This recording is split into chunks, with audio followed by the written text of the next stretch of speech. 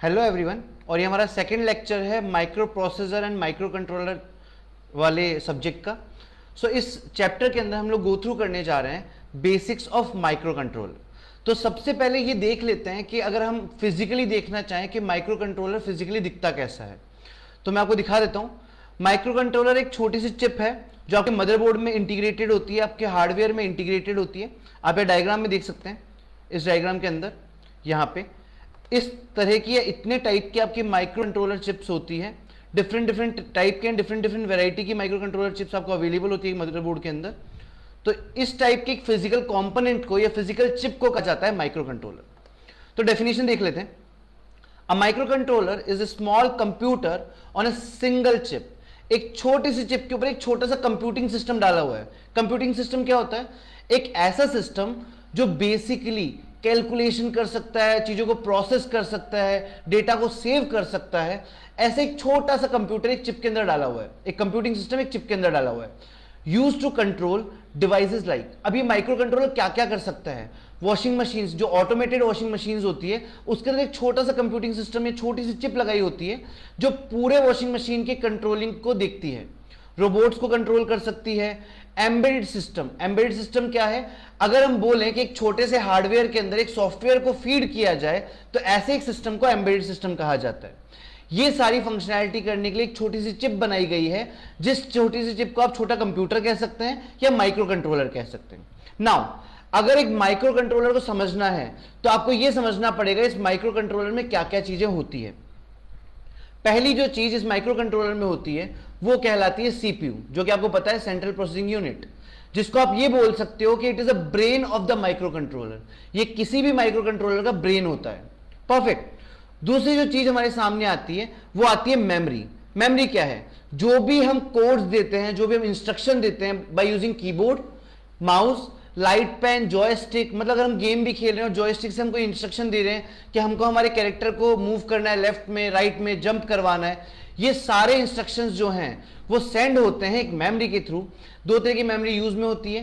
Current time पे, run time में जो मेमोरी यूज होती है वो रैम होती है, और परमानेंट स्टोरेज के लिए जो मेमोरी यूज होती है वो रोम होती है। तो दो तरह की मेमोरी यूजेस यहां पे होती है, या आप बोल सकते हैं कि दूसरा कंपोनेंट जो एक माइक्रो कंट्रोलर के अंदर होता है वो एक मेमोरी होती है।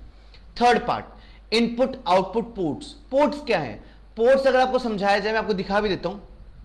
अगर मैं आपको यहां दिखाऊं इनपुट आउटपुट पोर्ट्स, तो आप देख लीजिए, पोर्ट्स मतलब जैक्स होते हैं जहां पे मान लेते हैं हम कोई केबल लगा सकते हैं, या फिर मान सकते हैं हम कोई जैसे डेटा केबल्स या फिर हम टाइप सी केबल्स यूज करते हैं, उस टाइप के पोर्ट्स होते हैं माइक्रो कंट्रोलर के अंदर।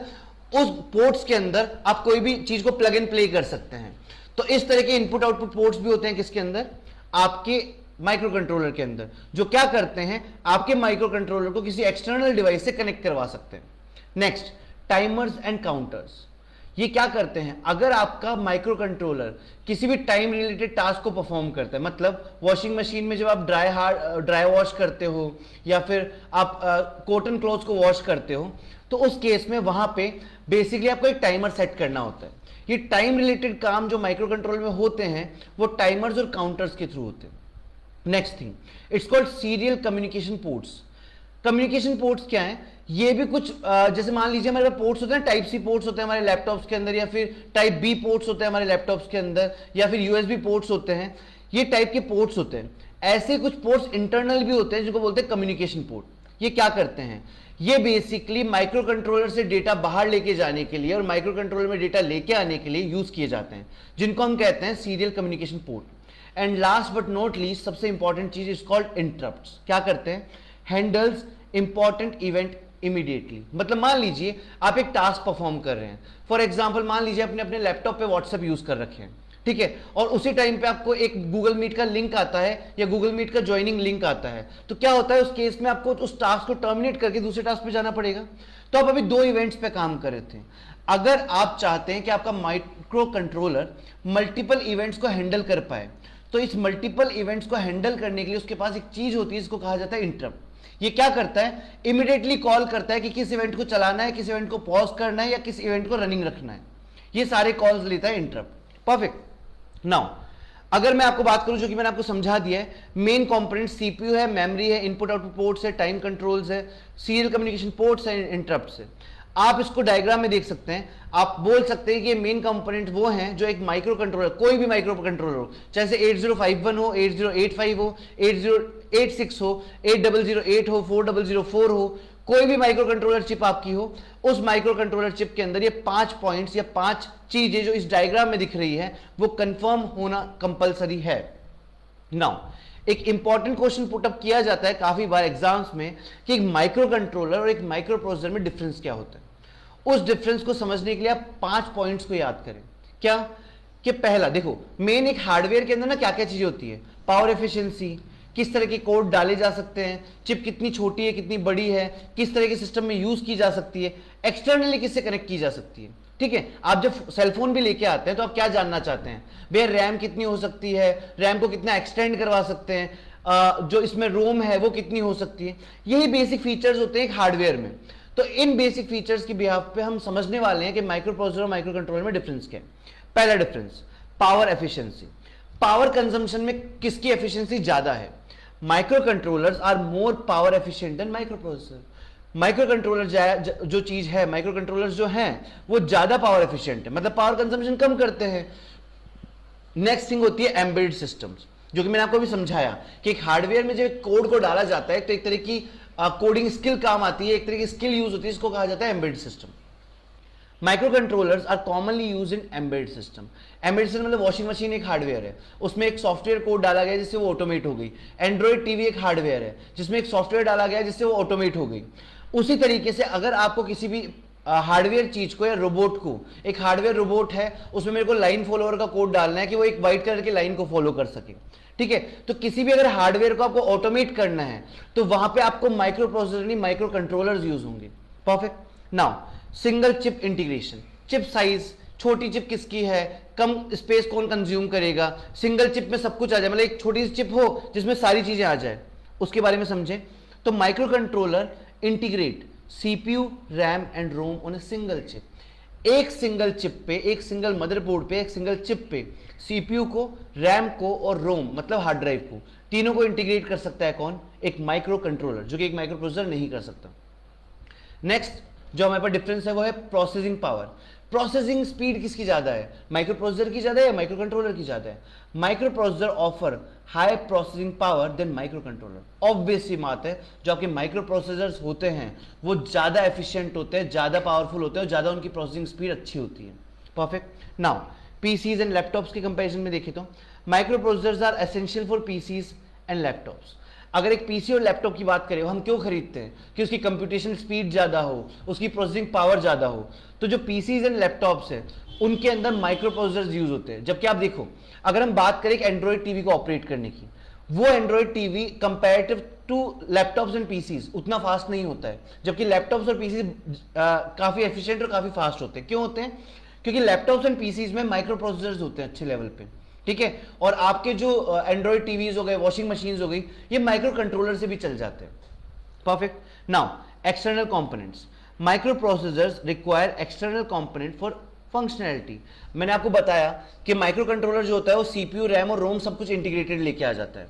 ठीक है, जैसे कि वॉशिंग मशीन की चिप्स में होता है। बट माइक्रो प्रोसेसर्स को सब कुछ अलग से चाहिए होता है। मतलब वहां पे अगर मैं बात करूं एक अच्छे एफिशिएंट पीसी और लैपटॉप की, एक अच्छे सुपर कंप्यूटर की, तो वहां पे माइक्रो प्रोसेसर के साथ बाकी कंपोनेंट्स को एक्सटर्नली ऐड किया जाता है। तो ये आपके डिफरेंसेस थे किस किस के बीच में? ये आपके डिफरेंसेस थे micro controller and micro processor के बीच में। अब बात करते हैं कि टाइप ऑफ माइक्रो कंट्रोलर्स क्या है। मैं आपको इजीली डायग्राम वाइज समझा दूं तो आपके माइक्रो कंट्रोलर जो है वो 3 वेरिएशंस में आए हैं, 8 बिट, 16 बिट एंड 32 बिट। आप ऐसे याद रख लीजिए। 8 बिट क्या है? Suitable for basic application with low processing needs. अगर आप 8 बिट माइक्रो कंट्रोलर यूज कर रहे हैं तो बेसिक एप्लीकेशंस यूज कर पाएगा, उसकी प्रोसेसिंग स्पीड अच्छी नहीं होती है। अब बात करें 16 बिट की, तो 16 बिट की अगर हम बात करें तो offers a balance of performance and cost for medium complexity task. 16 bit 8 bit के कंपैरिजन में ज्यादा कॉम्प्लेक्स टास्क रन कर पाता है, परफॉर्मेंस ज्यादा बेस्ट होती है और कॉस्ट एफिशिएंट है। अब बात करते हैं 32 बिट की, ideal for high performance application requiring complex processing. 32 bit जो आपका माइक्रो कंट्रोलर है वो कॉम्प्लेक्स प्रोसेसिंग भी कर सकता है, साथ में इसकी परफॉर्मेंस काफी हाई है। अगर आप चाहें इनके नाम देखना तो मैंने कुछ एग्जांपल्स यहाँ पर डाल दिए। 8 बिट के 8051 हो गया, AVR माइक्रो कंट्रोलर हो गया। 16 बिट में आता है MS P430 एंड 32 बिट में आता है ARM Cortex। तो ये 3 टाइप के आपके माइक्रो कंट्रोलर्स होते हैं। अब हम बात करते हैं एप्लीकेशंस ऑफ माइक्रो कंट्रोलर्स, कि माइक्रो कंट्रोलर्स बेसिकली काम कहाँ कहाँ आते हैं। फिर अगर हमने देखा तो हमने पता किया कि माइक्रो प्रोसेसर्स जो है वो ज़्यादा लैपटॉप्स और पीसीज में यूज होते हैं, हाई परफॉर्मेंस में यूज होते हैं। तो ये भी देख लेते हैं माइक्रो कंट्रोलर काम आते हैं आपके रिमोट कंट्रोल्स में। तभी कंपैरेटिव आपके रिमोट कंट्रोल की साइज छोटी होती है, क्योंकि वहां पे एक सिंगल चिप चाहिए जिसमें सब कुछ आ जाए। परफेक्ट। रोबोटिक्स, रोबोट्स के अंदर आजकल छोटे छोटे टॉयज आने लगे हैं रोबोट्स के फॉर्मेट में, वहां पे एक सिंगल चिप पे काम हो जाता है। इंडस्ट्रियल ऑटोमेशन, जो छोटी छोटी मशीन्स आती है, अगर आप देखें तो टी शर्ट प्रिंटिंग की मशीन्स आ गई, लेजर कटिंग मशीन्स आ गई, वो छोटी छोटी हैंड मशीन्स के अंदर भी आपके माइक्रो कंट्रोलर्स यूज होते हैं। होम अप्लायंसेस, जो छोटे छोटे आपके होम अप्लायंसेस होते हैं, लाइक आप मान सकते हैं जूसर्स हो गए, मिक्सर्स हो गए, जो ऑटोमेटिक आते हैं आजकल, ठीक है, माइक्रोवेव्स हो गए, वहां पे भी आपके क्या काम आ जाते हैं, माइक्रो कंट्रोलर्स काम आ जाते हैं। एंड छोटे छोटे मेडिकल डिवाइसेस, लाइक आजकल कुछ मेडिकल डिवाइसेस आ गए हैं जो आपकी पल्स रेट देख सकते हैं, बीपी चेक कर सकते हैं, उनमें भी आपके माइक्रो कंट्रोलर्स यूज हो जाते हैं। अब एक सबसे इंपॉर्टेंट क्वेश्चन होता है कि अगर हमको पढ़ना पड़े माइक्रो कंट्रोलर के बारे में, तो आपके एग्जाम्स में कौन कौन से टॉपिक है जो आपको पढ़ने चाहिए एक माइक्रो कंट्रोलर के लिए। पहली बात तो आपके एग्जाम में सिलेबस में कौन सा माइक्रो कंट्रोलर यूज हुआ है। बेसिकली ज्यादातर बीटेक एग्जाम्स के अंदर 8085 यूज होता है, तो आप सबसे पहले पढ़े 8085 का आर्किटेक्चर, फिर आप उसका पिन डायग्राम पढ़े, फिर आप पढ़े माइक्रो कंट्रोलर माइक्रो प्रोसेसर में डिफरेंस क्या होता है, जो कि मैंने इस लेक्चर में कवर कर दिया है। फिर आप 8085 के टाइमर्स और काउंटर्स पढ़ें, फिर उसके इंटरप्ट पढ़ें, फिर उसकी असेंबली लैंग्वेज प्रोग्रामिंग पढ़ें, एंड उसके बाद आप पढ़ें उसका सीरियल कम्युनिकेशन, और फिर पढ़ें उसके एप्लीकेशंस।